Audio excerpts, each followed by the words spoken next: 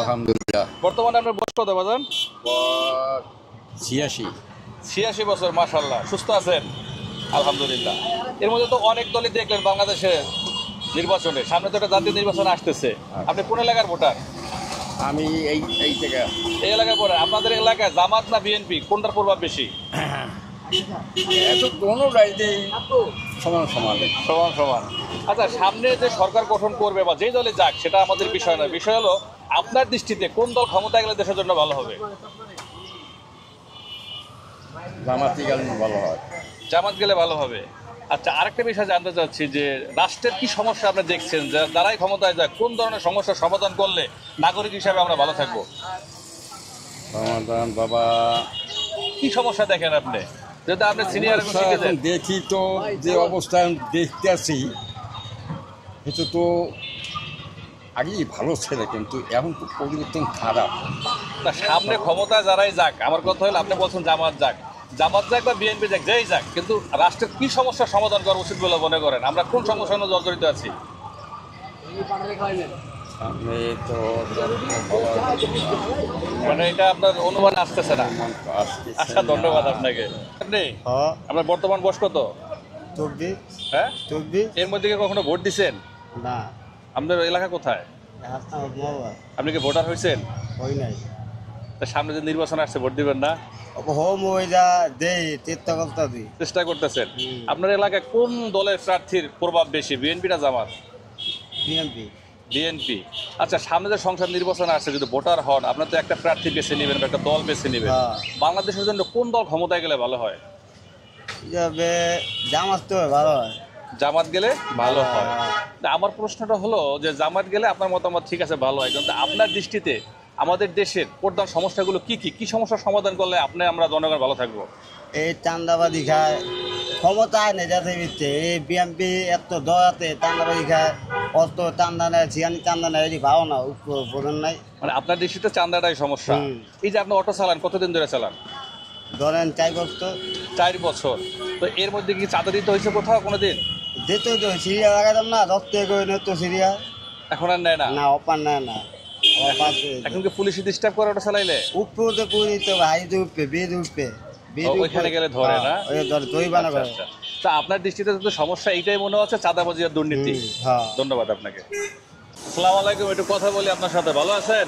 আলহামদুলিল্লাহ। আমরা একটা চ্যানেল থেকে আসছিলাম। আপনার বর্তমান বয়স কত ভাইজান? 28, 29। 28, 29। এর মধ্যে কি ভোট দিতে পারছেন কোনো সময়? হ্যাঁ, একবার দিচ্ছি। একবার দিছিলেন।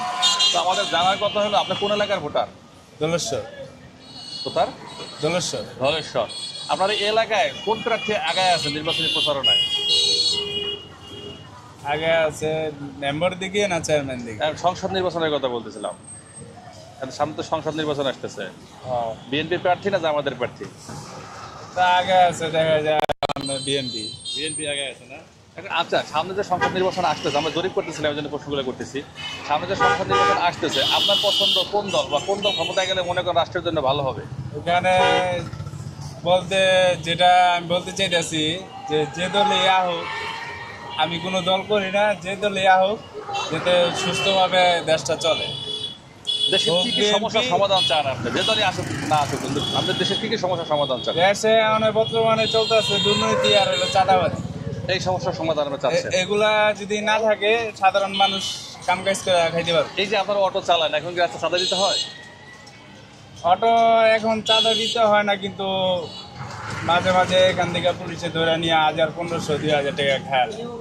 পুলিশে ডিস্টার্ব করে, মানে এটা অবৈধ হিসাবে হিসাবে ডিস্টার্ব করে। এমনি তো কোনো রাজনৈতিক দল বা কোনো সরকার এখন চাঁদাবাজি হচ্ছে না? না, এমনি অটোর দিকটা এভাবে চাঁদা দিয়ে হয় না। ধন্যবাদ আপনাকে। হ্যাঁ, আপনার নাম কি? আমার নাম নুর ইসলাম। নুর ইসলাম। আপনি ভোটার কে এলাকার না? না, নেত্রকোনার। নেত্রকোনা। তো এখানে কি করেন? হ্যাঁ, না সে খাস করি। কাজ করেন। তা ভোট কেন দিবেন না? কি জন্য রাগটা কেন? দেন না, আমার তুমি সুখী বুঝুন। অন্য মানুষের বয়স হইলে পরে বুঝুন, বয়স্ক ভাতা দিয়ে আমার গেলে টিয়াত্তর আসেই 1000 করিয়া কইব না 15 দিন পরে, 15 দিন পরে গেলে 6 মাস পরে না। আর দেয় না, না মানে 1000 করে ট্রেনে বর্ষবতার কার্ড দেয় না। না। তো বর্ষবতার কার্ড আপনার কেন লাগবে? আপনাদের নিজের কি সম্মতি নাই, খাওয়া দাওয়া চলে না? এই তো হইতাছি না হ্যাঁ বুঝ যায় এখন মেম্বার ও মানে তারা এসে বলে যে তোমার কার্ড দেবো, হুম। ওই 1000 টাকা নিয়ে মাইট দিয়ে দেয়। হ্যাঁ মাঝে এইটাই কথা স্যার বুঝছো আর তারপর তো আর যাই না এটা জান না। হ্যাঁ তো এখন যে সামনে যে একটা নির্বাচন আইতে আছে, তাই না? সংসদ নির্বাচন ফেব্রুয়ারি মাসে, কোন দলের ভোট দিবেন?